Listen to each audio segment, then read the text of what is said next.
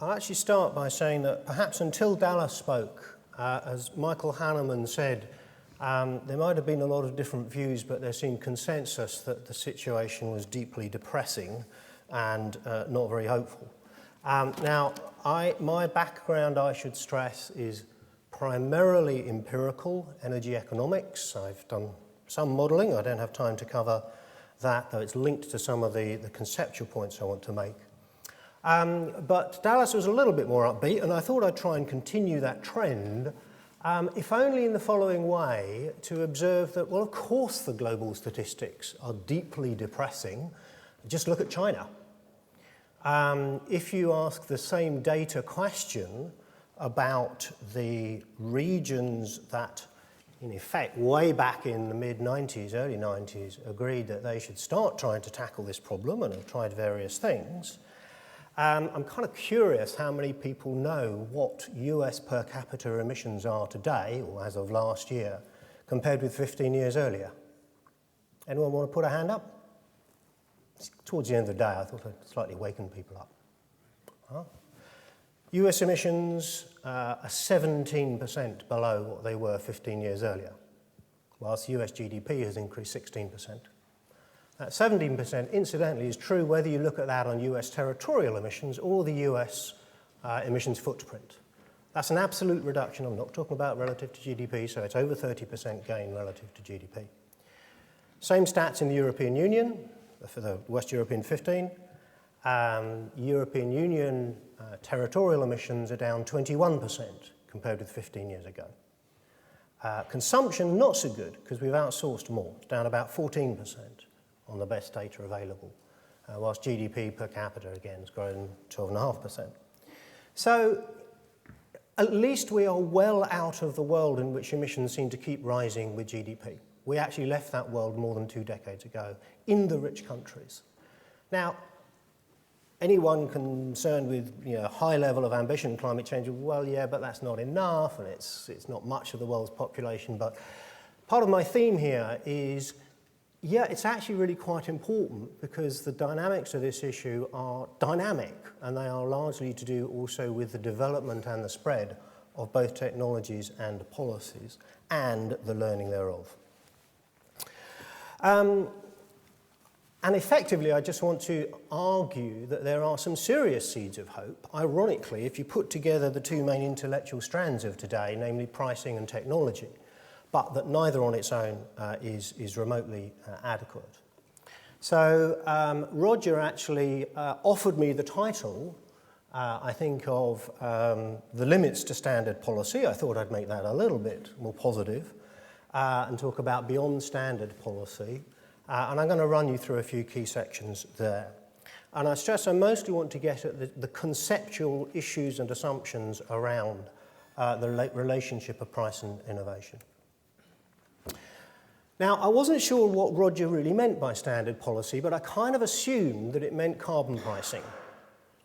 And so I thought I would start with the really pessimistic side of carbon pricing. I have been in this field a long time. I spent quite a lot of the 1990s advocating carbon pricing. It is 25 years since the European Commission put down a formal legal proposal for a European carbon tax. Worked very hard to push it. It then got made conditional upon this, upon that, and eventually, finally, was abandoned in 1998. After almost 10 years, you could argue really trying to do the right thing, well done, or banging its head against a brick wall before it went down another avenue. 5 years ago, obviously, we've heard Dallas talking briefly about the neatness, apparently, of a national cap and trade and what happened with that, and how that has gradually been replaced by a more complex strata of policy. But in relation to some of the comments this morning about carbon pricing, I did want to stress this is not new. This is a very old debate. It has been tried really hard. Huge amounts of political capital have been expended on carbon pricing.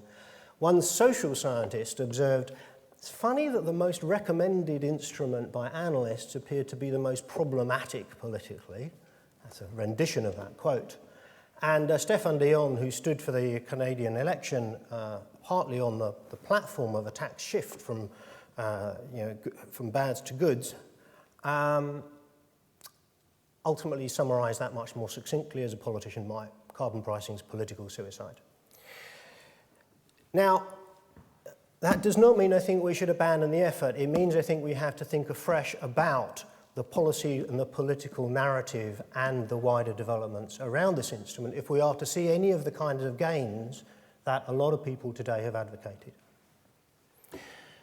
The central challenge in my view here is a divergence between the representative economic agent view of the world versus democracy populated by real people. That is the fundamental political economy challenge, or overall policy challenge. We all know what the rational economic agent in a well-functioning market that trusts its government, etc., should conclude about carbon. For most voters, emission reductions is a recognizable public good. That's why they support emission reduction targets. Taxation is a pressing private bad, and they are most unlikely to support it and vote for it unless they actually trust an awful lot of things. I put a side comment in there about Vikings and virtues. It refers to a paper that came out in the journal I edit, Climate Policy, with that title. It's more than 10 years old. The paper itself, and the paper itself was called Lessons from 10 Years of Carbon Pricing in Scandinavia, because the 4 Scandinavian countries have had carbon taxes for 25 years. And the conclusion of this article was, yeah, it's basically because they trust their governments to do sensible things with the revenue, and they trust their governments when the governments say, this is going to hurt at first, but it will be good for you. And eventually that has enabled some of those countries to actually substantially increase the level of carbon taxation. The European Union did not have the same level of trust. They seized a political opportunity to go down the cap and trade route. In my view, it is not at all clear that the fundamental trust is increased by increasing the political scale up to the international or global level and saying, this tax is all right because it's been negotiated by the United Nations. I don't see that going down terribly well with US voters or Congress or indeed most other jurisdictions. I think to try and get at a carbon price and a more stable one than we've had in Europe, the smart approach is you start with cap and trade because of all of the political economy advantages. You increase the degree of auctions over time, which is precisely what's been done in Europe. And then once that's established, then you can introduce a reserve price on the auctions and you get what Dallas was referring to in the Californian system. Hey, presto, you've got a reasonably solid base of a carbon price. And in some ways it is more complicated, but outside of Scandinavia and the unusual circumstances of British Columbia, after 25 years, I've concluded that's probably the best way to go to try and get a single carbon price. Okay, enough of that, because my main point is I think that is fine but not sufficient. I think to make further progress, we need to actually broaden our economic horizons on this issue somewhat. And in part of that, find ways of clarifying better what carbon pricing can deliver for those who are being asked to pay, because that's the nub of the political economy issue. And I think it's important context to stress that this is also about paying for a problem which spans from the frankly rather inattentive decisions of 7 billion energy consumers on the planet right through to long-term transformation of some of the most complex socio-technical systems we've had. Empirically, actually, most of the gains that I referred to in my opening remarks have not been driven by carbon pricing. They've been driven by energy efficiency, by renewables policies, by lots of stuff. So what's going on here? Well, the way that I tend to think about it is we have a world of economics which has an idealized representative agent assumption in it. That leads to the conception of a best practice frontier, the technology frontier, the possibilities frontier, whatever you want to call it. I think possibilities frontier is a really bad word because that is one thing it absolutely does not describe. But it's the frontier and it describes, vertically the trade-off between resource use and economic output. Fine. What you actually discover when you look more closely, and that obviously is what the basic assumption around a lot of neoclassical economics is, Most agents in most real economies are somewhere to the left of that line. They are not even at Pareto optimization. There are lots of reasons. A lot of those reasons are articulated in the behavioral and organizational economics and management theory and transaction cost theory, lots and lots of other reasons why a lot of agents are way short of that line. We have diverse individual organizational decision-making, huge literature on energy efficiency potentials, etc., etc. Doesn't mean you can magically move everyone to the frontier, but there are really interesting and surprisingly large potentials, and a substantial part of policy has been getting at those potentials. Now, in the book that I published last year on this topic, I introduced a shorthand name, stole it from the economics literature 50 years back about satisficing. And that's kind of the first area, because that's sort of the real behavioral starting point. The second area of the idealized optimizing agents is thereby a kind of second domain of economic theory. But of course, the reason you don't call that thing a possible, shouldn't ever call that a possibilities frontier, is because technology evolves, it moves. And it can move in very different directions and different ways and at different paces. For this problem, what you don't really want is innovation to move up and to the right, i.e. more emissions-intensive technology over time. And this was well covered in Professor Aghian's comment about dirty versus clean innovation. It is absolutely central. What you want is either, well, you put on a strong carbon price and you push that arrow way down, but probably at a significant economic cost, or you try and find a toolbox to accelerate innovation, but in a low-carbon direction. That, broadly, is a domain where you're talking about evolutionary economics, institutional economics, systems innovation theories, and so forth. And again, the shorthand is that's the domain you look to for trying to transform systems. So you've got three broad domains of economic behavior and underpinning theory. And the one thing I would stress is absolutely not saying one of these is better or more important than another. They describe different processes that happen at different social scales. You're starting with broadly individual psychology and internal organizational structure, through to market scales, through to broad national and international scales generally involved in transformative change, and time scales likewise. The individual consumer looking 1-2 years ahead, most markets looking maybe 10, maybe 20 if you're lucky. Systems transformation is measured in decades through to indeed typically 5 to 10 decades for major transformations of the global energy system. So there are actually three quite complementary sets of theories that describe different processes going with different kinds of actors over different social and time scales. What does that imply for policy? Well, clearly where you are dealing with the optimizing domain here, there markets do what they should do. They allocate resources, and if you got prices right, they will do so efficiently. So markets and pricing are the instrument of highest relevance where you are dealing with optimizing agents in a market, or optimizing agents and resource allocation. Fine, so that's what the H is, highest relevance. It will have some knock-on effects on these other economic domains. The broad aim is incentivize through price people to go out and buy cleaner products and processes and industries to make them. If your predominant problem is around satisficing barriers, behavioral characteristics, the energy efficiency gap, all of that stuff, a lot of the big gains have been delivered by energy efficiency standards or enabling and engagement strategies. You look at any of the literature on vehicles efficiency standards, fridge standards, and so forth, and building standards above all. That's the most effective instrument where you are dealing with satisficing behavior. And there's various reasons, in part because you can actually remove a lot of transaction and search costs as well. In principle, therefore, you're driving smarter choices.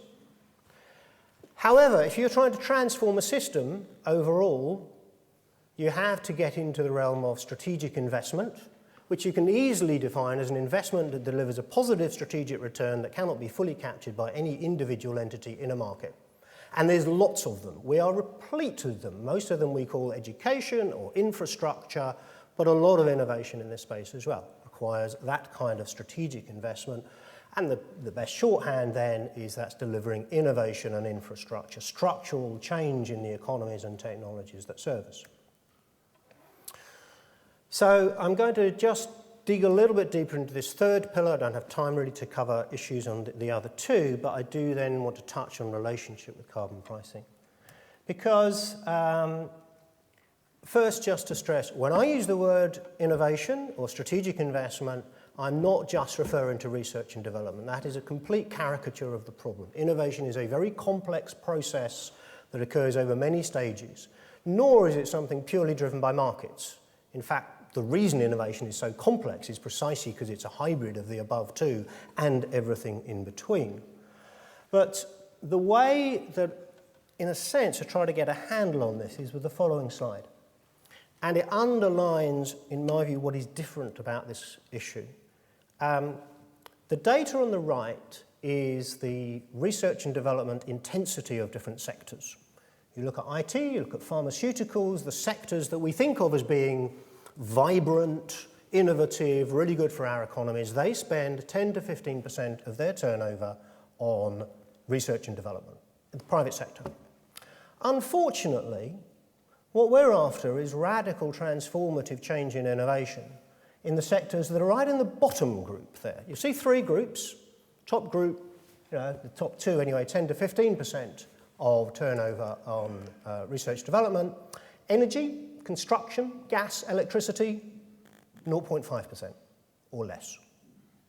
So we're trying to transform sectors that spend about 1/20th of as much on R&D as do the sectors we think of as the bright lights of innovation. Until you've understood why, then just throwing a carbon price at the problem is unlikely to change that. Right? So I don't have time to go into it, but it's to do broadly with the connectivity, and this is a point I think that Philip Aghion made actually quite centrally, though he might have spelled it out. Part of the problem here is you've got big, complex, expensive technology development, and then you have no product differentiation. You have no markup. You can't go out and sell a low-carbon electron at 5 times the price of a high-carbon electron. You are competing against incumbent industries with exactly the same product, low margins, high risks, results very little innovative activity intrinsically in the sector. And it's one reason why I have a long-standing dispute about the way some of this sort of empirically grounded innovation is fed into models without saying, well, actually, can't we get better than 0.5%? And the answer is yes, if you take the right kind of policy measures. Some core points about this area, and then I'll start moving to the link with carbon pricing and wrap up. Core points about what I'd call third domain economics, just to stress it's not purely innovation, it's the interaction of innovation, R&D, the learning by doing, the scale economies, the supply chains, the infrastructure, the institutions, all the stuff that is mapped in evolutionary economics and theories of structural change. First is neither the pace nor the direction of energy innovation is optimal, least of all in the presence of public bad. Accelerating innovation in such sectors can therefore potentially generate an economic surplus, which can be shared between private and public goods. It is not synonymous with research and development. It has to span the full innovation chain, and the economic gains emerge as businesses get closer to the market and as the supply chains mature. The deployment phase also starts to forestall high carbon lock-in. And let's be clear, lock-in is neither a good or a bad thing. It's simply a statement about the nature of economies. The question is, are you fostering good lock-in or bad lock-in in your overall strategy? Which again, a point that Aghion picked up. Carbon leakage we all talk about. Well, what about the positive side of it? Improve technologies, change, diffuse globally, and reduce emissions elsewhere. We don't know very much empirically about the balance between those two forces, but over time, the latter would tend to dominate, which also then amplifies the economic gains to the earlier emergent industries, innovations, supply chains. So those are sort of some core points about the relevance of third domain economics in this kind of problem. Link with carbon pricing. Far from sufficiently mapped, but let me just kind of state it obvious. If you take that kind of broken innovation chain that I flagged, you can simplify it by saying, well, what's really missing? Why are these sectors so weak at innovation? And it's partly because the missing money problem due to the structural gaps in the chain. So you need much more money. In Europe, we had a low-carbon steel program with the industry. The industry spent about 30 million, said there's some really interesting technologies here.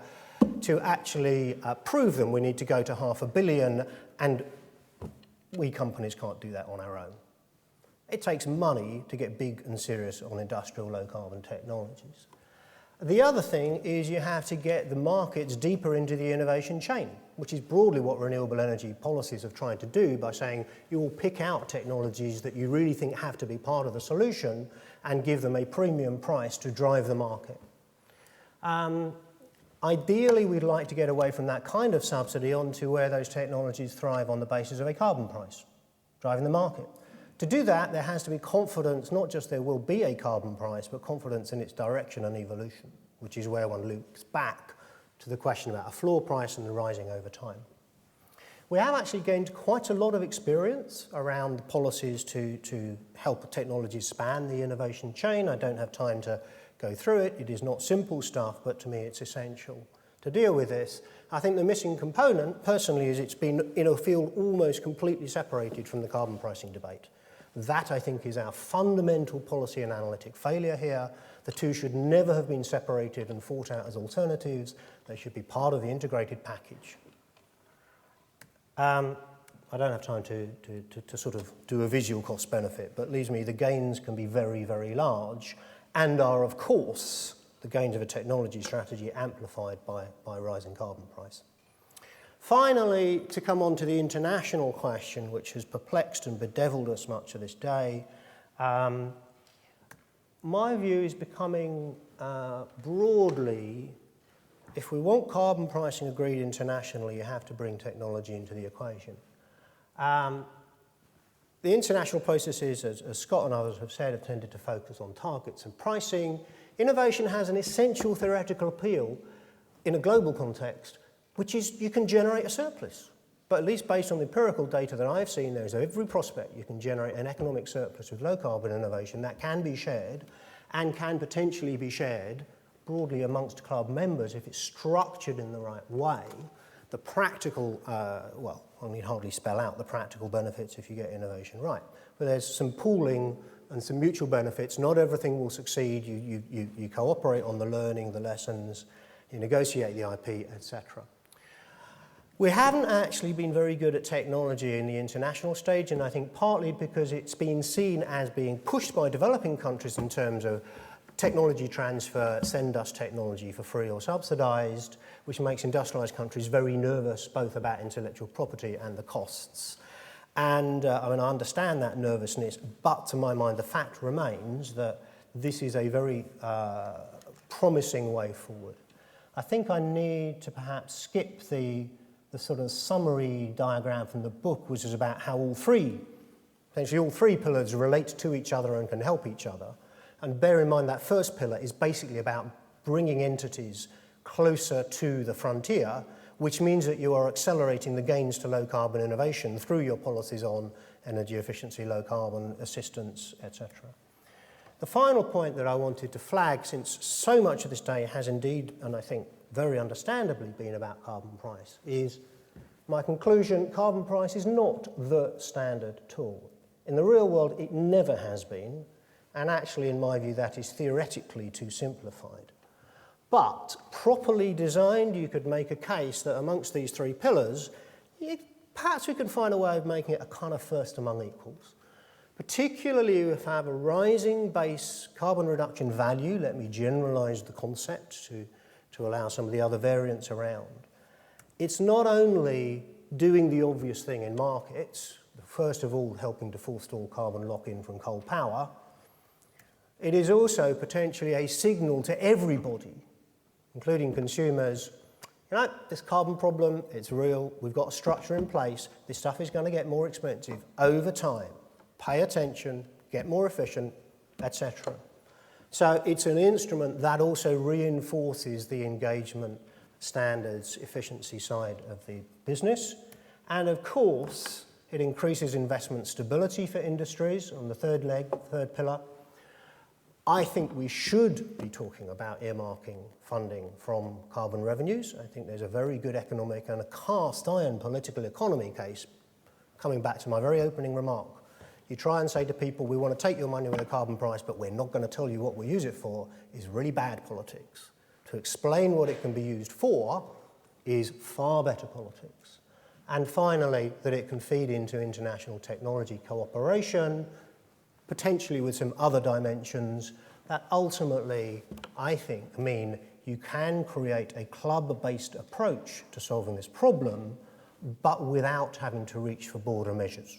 Because I do see no willingness in the diplomatic community to cross that bridge, but I think the concept that you can generate a club good without reaching for border measures is far more compelling and enticing to the diplomatic community.